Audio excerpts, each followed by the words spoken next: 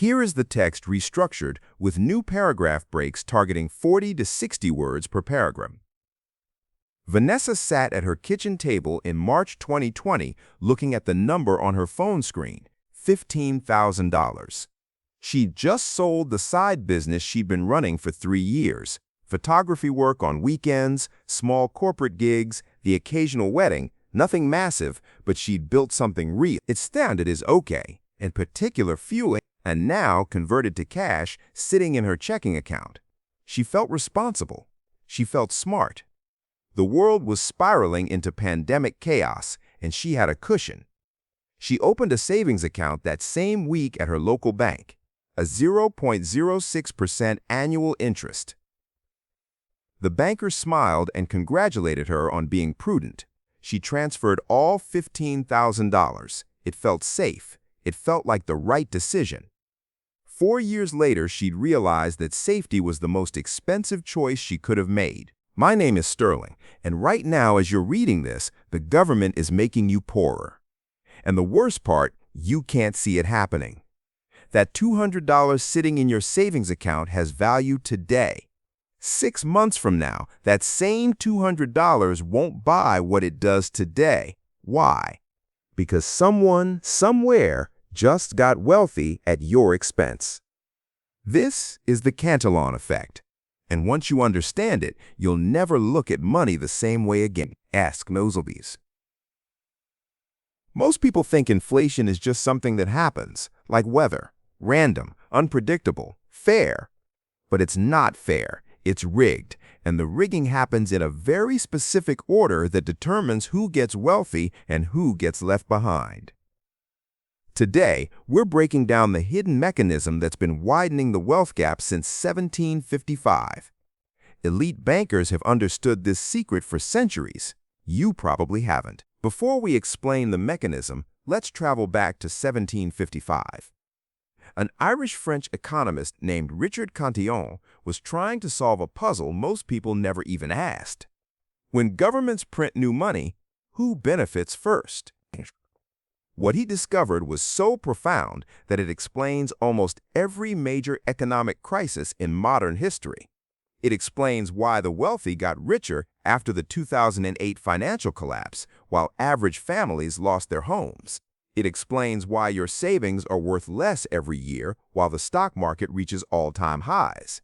It explains why you're working harder but falling further behind.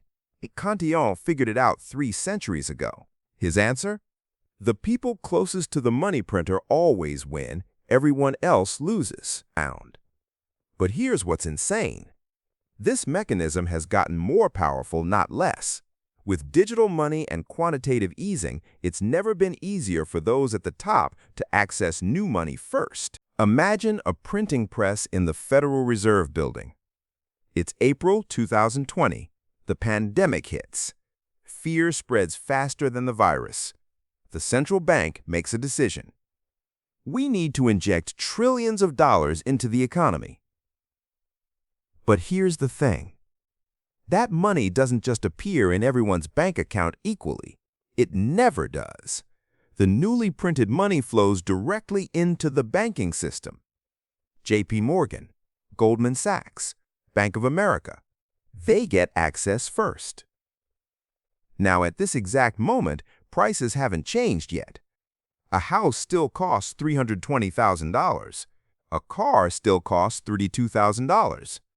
But these banks now have freshly printed trillions sitting in their accounts. They do what any rational actor would do. They invest before prices rise. A month. They buy real estate. They buy companies. They buy assets. They know prices are about to explode, so they lock in today's prices before the rush. Then, and this is critical, the money slowly cascades down. The banks lend to hedge funds. Hedge funds invest in startups. Some money flows to corporations for stock buybacks.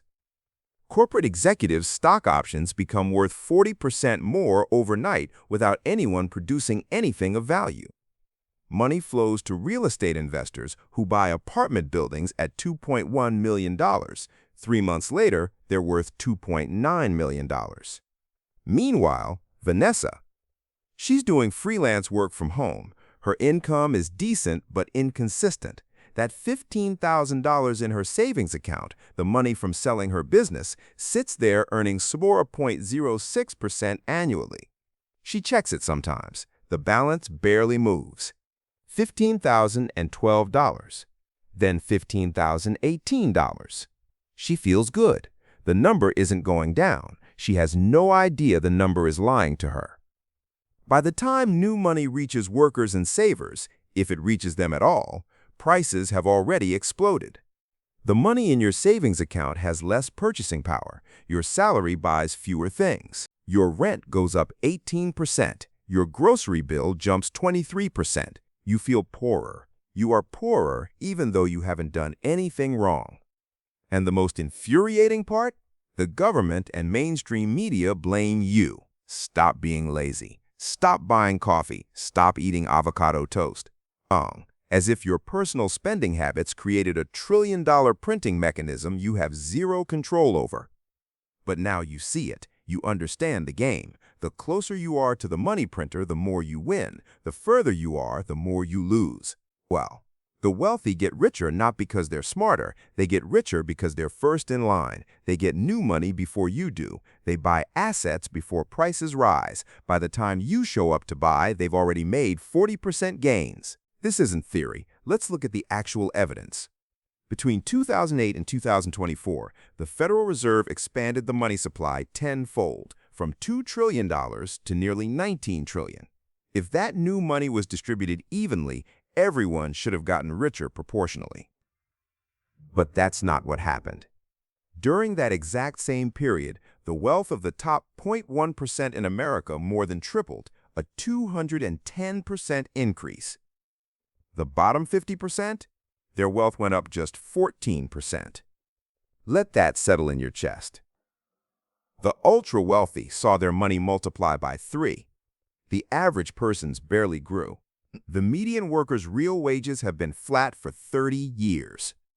You're working just as hard as someone in 1993, but your paycheck buys less. This isn't an accident. It's an economic principle called the Cantillon Effect. Here's how it works. When you increase the money supply by 10x, but that money flows first to those who already own assets, asset prices surge. The stock market soars, real estate soars, but wages, the primary income for 90% of people, stay flat. It's a silent extraction of wealth from those who trade time for money to those who own things. And what's terrifying is, this is accelerating. In the past, this process took months. Today, central banks create trillions in a single meeting. Digital money moves at light speed. The printing never stops. Vanessa watched this happen in real time without understanding what she was seeing. In summer 2020, her friend Marcus mentioned he'd bought shares in an index fund. "Everything's crashing, might as well buy the dip," he'd said. She thought about it. She had $15,000 sitting there, but it felt risky. Stocks felt like gambling. Savings felt safe. By December 2020, Marcus had made 28% returns. Vanessa's savings account had earned 9. In 2021, her rent jumped from $1,400 to $1,680. Groceries that used to cost $180 weekly were suddenly $220. She noticed it but couldn't pinpoint why. The economy was recovering, right? Things cost more during recovery. That's normal. She kept working. She kept saving what she could. That original $15,000 sat untouched in the account, slowly accumulating microscopic interest. We even saw a version of this in crypto. Bitcoin launched in 2009, right after the Fed's first major injection. Early holders got in near the money printer, metaphorically speaking. They bought at $100, then $1,000, then $10,000. By the time average people heard about it on mainstream news, it was $40,000. The irony is crushing. A system supposedly created to escape the old financial order operates on the same principle. Those who arrive first win. Those who arrive last hold the bag. So what can you do? Panicking is the worst response. Resignation is what the system wants. Instead, you have to understand the game. First, recognize that income and wealth are different.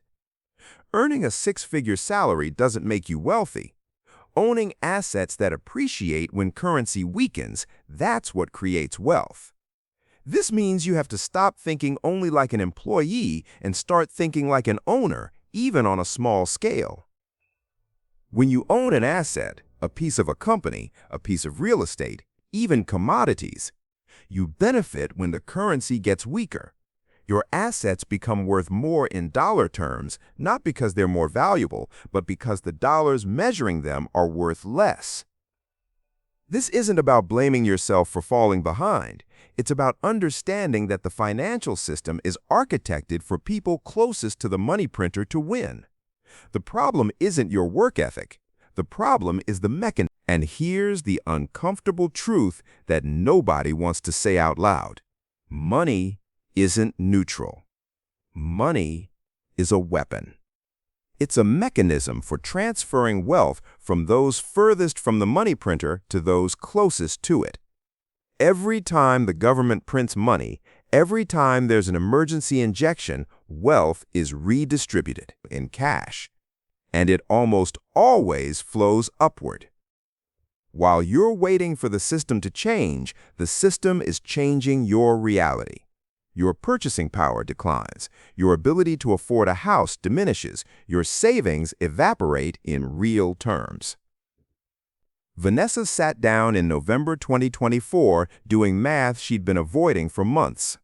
She pulled up an inflation calculator online, typed in $15,000, set the start date, March 2020, end date, November 2024. The result appeared. To have the same purchasing power as $15,000 in March 2020, you'd need $18,200 in November 2024. Her savings account balance, $15,182. 4 years of interest had added $182.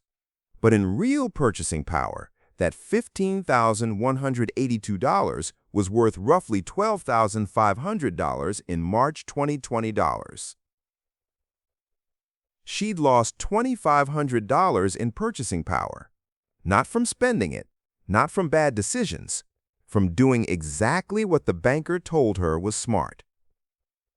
She'd been responsible, she'd been prudent, she'd been safe, and she'd lost anyway. If she'd put that money into the S&P 500 in March 2020, even with the initial crash, it would be worth approximately $27,000 today. She'd have $12,000 more than she started with in real purchasing power. Instead, she had $15,182 that bought what $12,500 used to buy. Because she'd listened to the system. Because she'd believed that saving was the smart choice. Because nobody ever explained that in a world where money is being printed by the trillions, cash is not safe. Cash is dying. The Cantillon Effect is real. It's been real for 270 years. And now that you know how it works, you have a choice. You can ignore it and hope things work out, or you can understand how money actually works and make decisions that protect you. This is the real education they don't teach in schools. They don't teach it because the people closest to the money printer benefit from you not knowing. If you're starting to see the hidden architecture of wealth, then you need to understand the deeper mechanics of how money and power really work. That's what we're building here. Every single week, we break down the behavioral finance concepts, the psychological mechanisms, and the system architecture that the wealthy already understand, but never teach anyone else. Hit subscribe so you don't miss the next layer. My name is Sterling, and I'll see you in the next one.